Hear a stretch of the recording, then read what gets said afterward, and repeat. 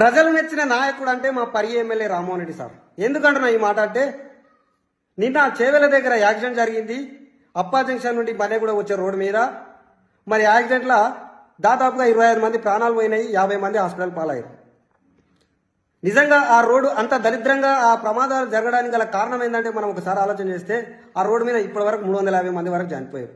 2014 నుండే కొట్లాడుతున్నాడు మా MLA Rammohan Reddy sir ఆ రోడ్డు విస్తరించాల్సిందే అని చెప్పి.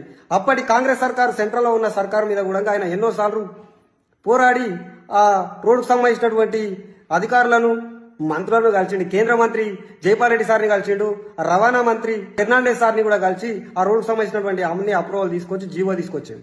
అప్పటికే బీఆర్ఎస్ సర్కార్ ఏర్పడ్డది, కేసీఆర్ సర్కారు తెలంగాణలో ఏర్పడ్డాక ఆయన కనీసం పట్టించుకున్న పాపాన పోలే ఆ రోడ్డు గురించి.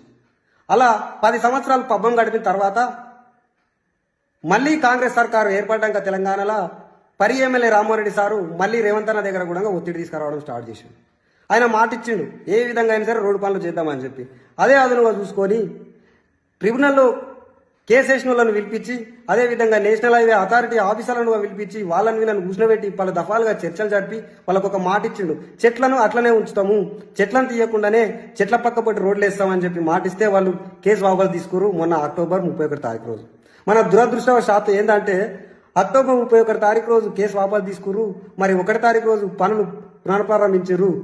3 తారీఖు రోజు మళ్ళీ యాక్సిడెంట్ జరగడం చూడండి ఎంత ఘోరమైంది. ఇలాంటి యాక్సిడెంట్లు జరుగుతాయనే కదా ఆయన జరగకూడదని చెప్పే కదా ఆయన ఈ రోడ్డు గురించి ఇన్ని రోజుల నుండి పోరాడుకుంటూ వచ్చింది. ఆయన ఎందుకంటే ఒక చదువుకున్న వ్యక్తి. మరి ఉమ్మడి రంగారెడ్డిలో ఎంతో మంది ఎమ్మెల్యేలు ఉన్నారు, మరి వాళ్ళు ఎవరికి పట్టింపు లేదు, ఆయన ఒక్కరికే ఎందుకు అంటే మనం ఆలోచన చేయాలి ఒకసారి ప్రజలారా. ఆయన ప్రాణం విలువ తెలుసు, ఆయన ప్రజల మీద మమకారం ఉంది. ఆయన నా ప్రజలు ప్రాణాలు పోతున్నాయి, ఇంకా ఎంతమంది ప్రాణాలు పోవాలి నా ప్రజలయ్యా అని చెప్పి ఆయన ఇంకిత భావంతో ఈరోజు పనిచేసుకుంటూ వస్తే, ఈరోజు మళ్ళీ నేషనల్ హైవే 163 పనులు మళ్ళీ యథావిధిగా సాగుతున్నాయంటే దానికి గల కారణము పరి ఎమ్మెల్యే రామ్మోహన్ రెడ్డి సారే అని చెప్పుకోవాలి మనం. ఇలాంటి వ్యక్తి కదా మనకు కావాల్సింది. మరి ఏ పార్టీ అధికారంలో ఉంటే ఆ పార్టీలో పోయి మంత్రి పదవి తీసుకొని కూర్చునేటోళ్ళు కాదు కదా మనకు కావాల్సింది.